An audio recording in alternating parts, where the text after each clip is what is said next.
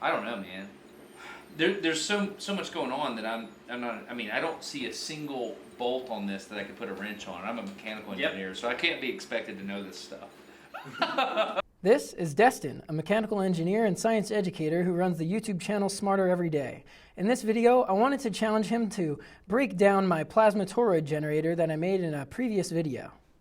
So this all began when the YouTuber named Integza reached out to me and he wanted to learn more about my plasma toroid generator. We had a Zoom call and he said he really liked the video and the device and he wanted to challenge his friends to understand it better as well. He said he could introduce me to Destin and also an expert Tesla coiler named Cameron Prince.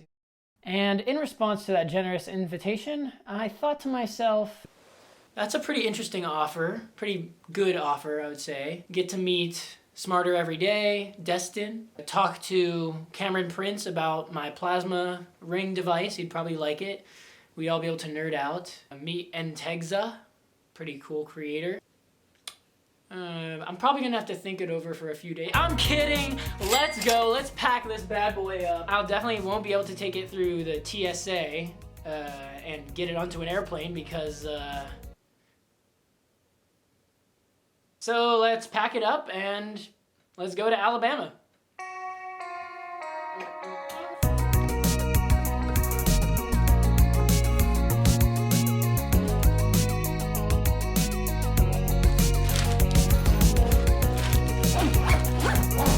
Okay, one more thing. The pièce de résistance. Well, let's go.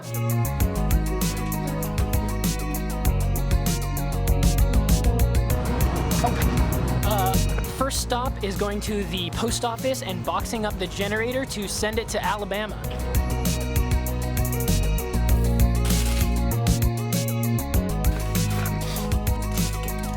Okay, now we can go to the airport. I made it to the airport and I got a haircut on the way. Let's get on the plane.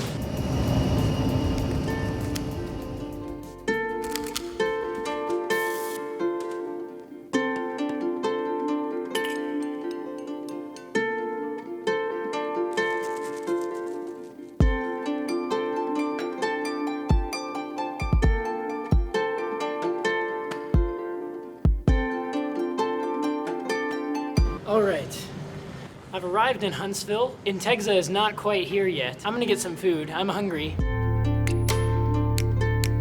Okay, I chose a food place. Look at what I got. Well, we made it to the Airbnb. Yeah, now we just wait. All right guys, Joel just pulled up outside the Airbnb, so I guess the adventure begins. Hey Joel, what's up? What's up, Tate? Hey. So, I got you in an Uber. We need to go somewhere. I want to show you something, so let's just go. Okay, all right. No time to speak. Let's go. Okay.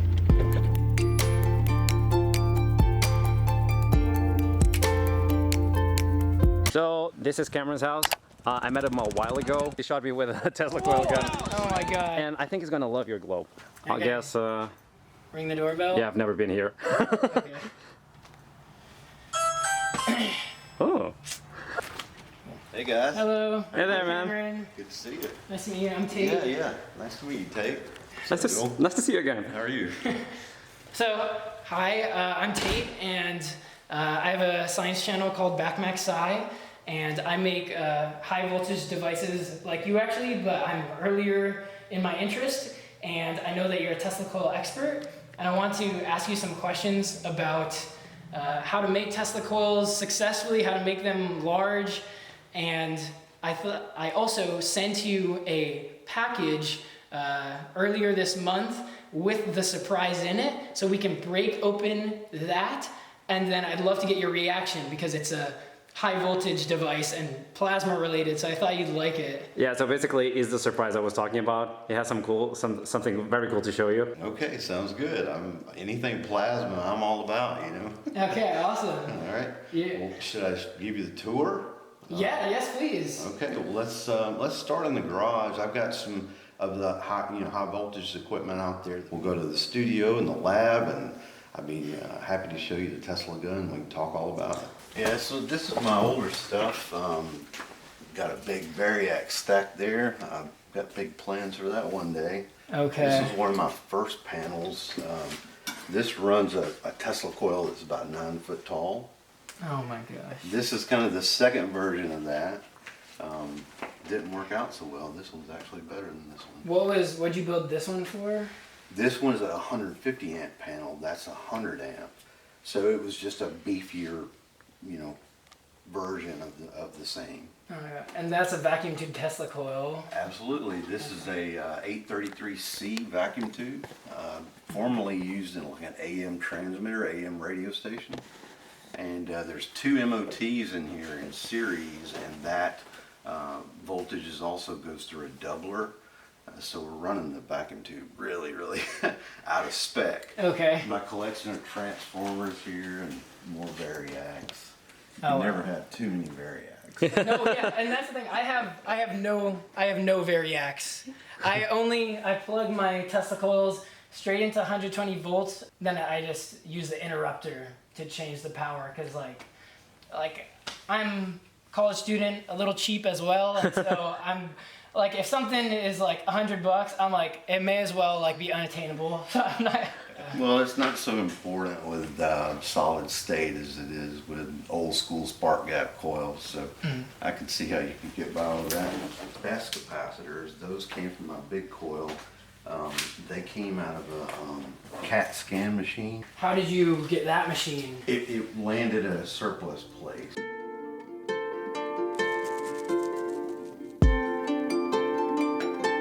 Okay. Yeah, this is my studio. What is this? This is the Tesla model I'm working on. So I'm building Tesla's lab from 1899. This is the coil inside the building. Oh yeah. This guy here. Is that the primary? This is the primary down here, and the secondary is wound on the upper end of it. This guy sits in the middle, and here's one of the. This is not good. So I got another one that's in the printer now. But yeah, this will be the most accurate model of the lab ever built. Nobody's ever gone to the detail that I'm going. This is my office. Oh, nice. Coil collection there, the smaller ones. Yep, I tried to build the one Tesla once, but I just never could get it to work. The letter that Tesla wrote. It doesn't really say much interesting. He's talking about somebody that's sick, and I think it's an author, and it's from 1935. But the cool thing about it, Oh, his signature. it's got his signature on the letter plus a postcard. So they had multiple correspondence. But even more important than that, the envelope came with the postcard, and it has the stamps and the seal intact on the back, which would be good for DNA testing. How'd you get something like this? I bought it in an auction house in 2007. That's so awesome. All right, we're entering the shop. So here is where you do the tests. Yeah, so that back wall has a screen, Oh, a nice. grounded screen. Oh, wow. Wait, can you guys explain that to me? Well, you don't want the arcs hitting the wood because they'll hunt for a ground and usually hit a nail, and if you hit a nail repeatedly, it can arc internally and set the wood on fire. And you don't even know it because it's behind the wall. So you put the Faraday cage up to catch the arcs. The package successfully made it to Cameron's place, and now we're gonna open it up and surprise him with it. Is this a bad time to say that it's all visual effects? I hope not. I'm gonna get really angry if you made me come all the way down to Huntsville just to see some VFX. Okay, now try again. It should stay longer now.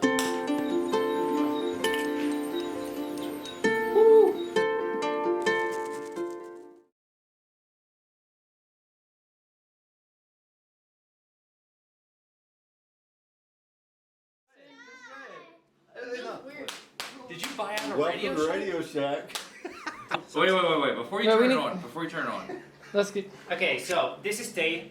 it found this device first online, and then in terms of history in the 1800s, a German scientist kind of came up with something accidentally, and that's what we are showing you today. And I just, for God's sake, just try to explain it to me, or try to get at least an opinion about it, because I have no clue how this works. Okay, so is that a copper pipe or? Yeah, That's a coil. correct. That's a coil, and then you have a smaller coil underneath it. So you got the transformer thing going on. Is this gonna be loud? No, neither loud or Dangerous. It's Yeah. just beautiful. Okay. Okay, let's go for it. You want me to explain? No, I just want kind of your feedback on it. Like, what do you think is going on? Oh wow. Yeah. Because in my experience, when you have plasma, you have a positive and a negative, and you have electrons trying to jump, right? This makes no sense in neither like fluid dynamics. Can I touch or it? Yep. You can. Just And don't it touch the actually- coil. Don't touch the coil. No, No, you but can you touch kind that. of touch like this, and you see it's trying to reach your finger because it's desperately trying to find the ground. Yeah. Okay, so And now just rotate it against it to try to get it back started again. Or you can just shoot it with this, and it gets okay, started. so the first thing I noticed is that it's rising, Yes, and so my thought is, and it seems to be a torus, exactly. and so so I'm thinking like my first thought was like convection, right? Heat gases want to rise up. hold on. So you can see it going in a circle. Yes. Yeah. So you can see that it's a toroidal vortex. Is that what it's called? I think so. Yeah. Yeah, it's a toroidal vortex. And you're shooting it with this gun? Hold on, wait. For some reason, this. We just have a gun. There's just a gun. This is an Integza video, is what this is. This is so you just. All right, quick side note. Over the past 4 months, I've been building a Tesla coil gun just like Cameron's, and a company called MaxAmps provided me with the 11 lithium batteries the Tesla coil gun needs for power. So I wanted to tell you guys about them. MaxAmps provides full end-to-end battery solutions, including adding all the needed connectors, balance plugs, and charging systems. These guys are no joke. They've worked with Boeing, Toyota, NASA, and even the United States military. The batteries they gave me came in perfect condition, and I'll be putting them in series to form a 300-volt battery bank that can discharge current pulses up to 500 amps. So if you need LiPo batteries you can trust for your power-hungry hobby projects, go to MaxAmps. You will be blown away. Back to the video. So you built this? Yes. Okay. I did not build the gun, but yeah. It can't be convection because it's not rising equally. It's rising on one side faster than the other. So I will say it does rise because of convection. Well, I think it rises. I'm sorry. I should quit talking. Go ahead. So convection is definitely part of it. Part of it. Our guess is that when you don't get it uniformly rising because there isn't always like a uniform like electric field around the ring. So it plays music too. It also can play music. I'm seeing a yeah. potentiometer. I'm seeing a 1/8 inch stereo jack. Yeah. I'm seeing a. Is that an Igbit? Yeah. Oh, it's a MOSFET. It's a MOSFET. Yeah. Okay. So, but it's doing the same thing as an Igbit would do in a Tesla coil. Yeah. This is a Class E Tesla coil with no secondary. Is the one on the bottom the primary coil, and the one on No. top the second? The one on top is the primary. So we got Cameron in the It room. only has a primary. It only has a primary. So Yeah, there's not a think of coil it down like here. a convection oven almost. What is this coil down here? Is it just a transformer? That's just a choke. It's, yeah. And so the MOSFET is just for modulating sound.